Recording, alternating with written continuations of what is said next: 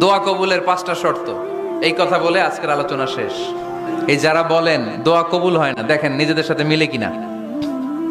এই 5টা শর্ত যদি পাওয়া যায়, মুহূর্তেই আপনার দোয়া আরশে যে নক করবে। 1 নাম্বার শর্ত আকলুল হালাল, হালাল খাওয়া। কি খাওয়া? আমরা দুইটাই খাই,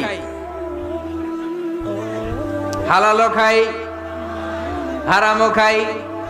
বেশি খাই কোনটা? হ্যাঁ, কি খান? আমি কই নাই কিছু, আপনারাই কইছেন। নিজের উত্তরে নিজে ধরা না। হারাম খেলে তো দোয়া কবুল হয় না। লা ইয়াদখুলুল জান্নাতা জাসাদুন গুযিয়া বিল হারাম। ওই দেহ কখনো জান্নাতে যায় না যে দেহ হারাম খেয়ে বর্ধিত হয়েছে। কেন দোয়া কবুল হয় না? মিলিয়ে নেন নিজের জীবনের সাথে, জাস্ট একটু মিলিয়ে নেন।